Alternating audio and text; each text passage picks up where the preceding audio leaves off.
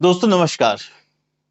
आज मैं जिन खबरों का विश्लेषण लेके आपके बीच में आया हूं, वो खबर एक खबर तो ऐसी है जो आपको गमगीन माहौल की तरफ ढकेल देगी और दूसरी शह-ओ-मात के खेल में राजनीतिक खबर।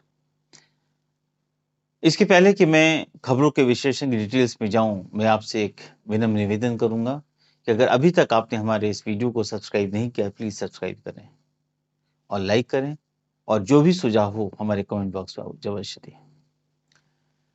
दोस्तों, हम दिल्ली में बैठे हैं, जहां देश के प्रधानमंत्री, राष्ट्रपति, गृह मंत्री, सारे कैबिनेट रहती है। यहाँ लेफ्टिनेंट गवर्नर भी बैठते हैं, यहाँ केजरीवाल साहब भी बैठते हैं, बदकिस्मती उनकी जेल में चल रही है अभी। लेकिन उनके और सारे मंत्री जो डेली पार्लियामेंट और संसद के अंदर बैठ के चिल्लाते हैं कि आम आदमी की सरकार है, आम आदमी के लिए सरकार है। आज आम आदमी, खेतिहर मजदूर का, गरीब का बेटा मौत के घाट उतार दिया गया और आम आदमी की सरकार के ये नुमाइंदे नजर तक नहीं आए। सोचिए क्या माहौल है। प्रशासनिक सेवा की क्षमता, प्रशासनिक सेवा की लापरवाही के कारण प्रशासनिक सेवा में जाने वाले, उसका सपना संजोए वाले ये बच्चे मौत के घाट उतार दिए गए। उनका भी सपना था कि हम भी आईएएस ऑफिसर्स बने, हिंदुस्तान में प्रशासनिक सेवा में जाएं, राष्ट्र की सेवा करें, परिवार का नाम रोशन करें और घर की गरीबी भी दूर करें।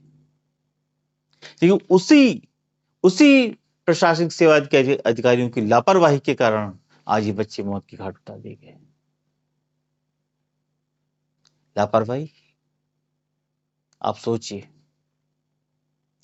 कि इस तरह की राव कोचिंग, जैसे वहां सैकड़ों कोचिंगें चल रही हो, बेसमेंट में सबकी लाइब्रेरियां चल रही, 90% वहां पे जो ऐसे इंस्टीट्यूट हैं, वहां पे सब लाइब्रेरी चला रहे हैं बेसमेंट में। 5-5 फीट का पानी भर जाता है। ये प्रशासन और शासन के लोग कुंभकर्ण की नींद सो रहे हैं, उनको आदत पड़ गई थी।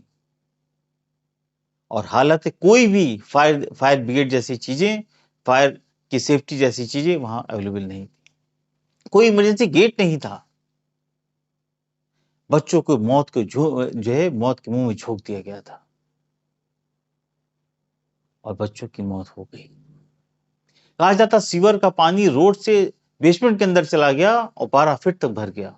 सोचिए, वो जो इंस्टीट्यूट लाखों रुपया बच्चों से, एक एक बच्चों से वसूलता है, करोड़ों की कमाई कर रहा है, उसने बच्चों की मौत से कितना समझौता किया है, सिर्फ मोटी कमाई के लिए।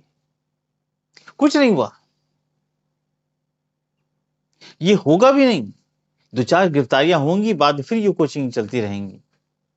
मुझे याद आता है शीला दीक्षित, मरहूम शीला दीक्षित के वो दिन, उन्होंने ही सारे बेसमेंट को सील कराया था, बड़ा दिल्ली में हाहाकार मचा था और उन्हीं को हटा करके आम आदमी पार्टी की सरकार आई।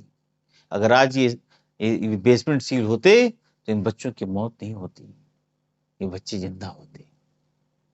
इसके बावजूद भी आक्रोशित बच्चे सड़कों पर घूम रहे हैं, चिल्ला रहे हैं, वी वांट जस्टिस की डिमांड कर रहे हैं, लेकिन कोई पूछने वाला नहीं है।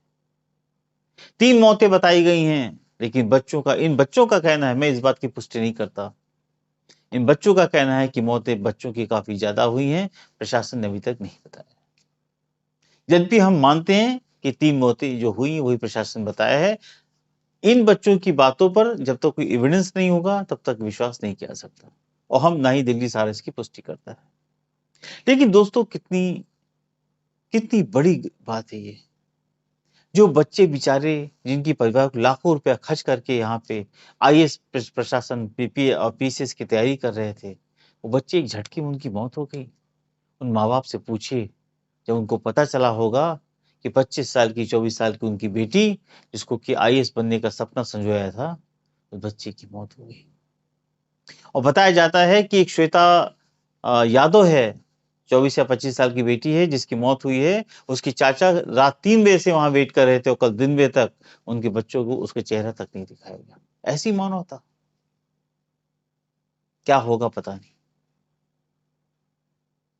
बच्चों को भी ना उम्मीद है, वो कहते हैं कल ओलंपिक का एक मेडल आ जाएगा, सारी खबरें उधर चली जाएंगी, हमें कोई नहीं पूछेगा, हमें फिर भी मरना इसी में है और मौत के मुंह में जा जाकर के हमें आईएएस ऑफिसर तैयारी करनी है। ये शासन प्रशासन मोदी राहुल गांधी XYZ कोई हमारी मदद नहीं करेंगे। बढ़ते हैं दूसरी खबर की तरफ।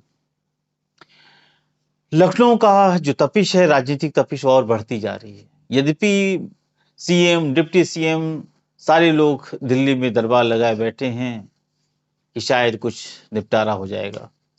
राजनीतिक द्वंद्व, आपसी क्लेश, शायद इससे कुछ राहत मिलेगी। देखिए क्या होता है। अभी तक तो फिलहाल जो सीएम की प्रोग्राम का बाइकआउट करने वाले डिप्टी सीएम साहब लोग के सब लखनऊ बैठे हैं। दिल्ली या संघ के लोग क्या फैसला करेंगे पता नहीं। लेकिन लखनऊ की एक बड़ी खबर है, नेता प्रतिपक्ष का चुनाव होना था।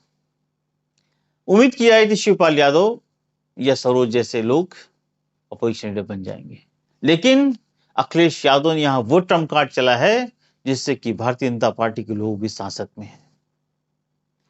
अखिलेश यादव ने पीडी के साथ साथ अगड़ी जातियों का दांव खेल दिया है। ब्राह्मण जाति के माता प्रसाद पांडे जो पूर्व स्पीकर रह चुके हैं, लोहियावादी हैं, समाजवादी हैं, उनको लीडर ऑफ अपोजिशन, नेता प्रतिपक्ष बना दिया है। इसके बाद यूपी की राजनीति फिर एक करवट बदल दी है। करवट क्यों? क्योंकि इसी राजनीति बेस पे 2009 में स्वर्गीय मुलायम सिंह यादव ने ब्राह्मण कार्ड चल के सत्ता में वापसी की थी और 224 सीटें जीती थी। इसी कार्ड के ऊपर सुश्री मायावती ने 2012 में चुनाव जीता था, वापसी की थी, और इसी कार्ड के बल पर 2017 और 22 में योगी जी के समर्थन में ये लोग आए और सरकार की। अब सवाल इस बात का है कि कार्ड तो चल दिया है अखिलेश यादव ने, सक्सेस कैसे होंगे? देखिए, सक्सेस का एक ही गणित है कि अगर 2027 में राहुल गांधी इनके साथ रहे तो सक्सेस मिलने की चांसेस ज्यादा है, क्योंकि जो लोकसभा का भी परिणाम आया है उसके अकॉर्डिंग आज की डेट में अगर चुनाव होते हैं, उसके रिजल्ट को ही मायने रखते हैं, तो कांग्रेस और समाजवादी पार्टी की सरकार यूपी में बनेगी। होगा क्या नहीं पता, लेकिन इस पर कोई शक नहीं है कि राजनीतिक द्वंद्व, जो आपसी द्वंद्व छिड़ा हुआ था, अब वो राजनीतिक कलेश, लेकिन शह और मात के खेल में कहीं ना कहीं अखिलेश यादव थोड़ा आगे निकल गए। और ये ब्राह्मण कार्ड अगर सक्सेस हो गया तो निश्चित रूप से 2027 में जो भाजपा की डगर है इतनी आसान नहीं है। होता क्या है ये वक्त बताएगा। दोस्तों, आप मेरे वीडियो को देखते रहिए, लाइक करें, सब्सक्राइब करें और अपना प्यार आशीर्वाद हमें बांटते रहें। मैं हूं सत्येंद्र श्रीवास्तव, कल फिर एक नए समाचार विश्लेषण के साथ आपके बीच में मौजूद होऊंगा। नमस्कार।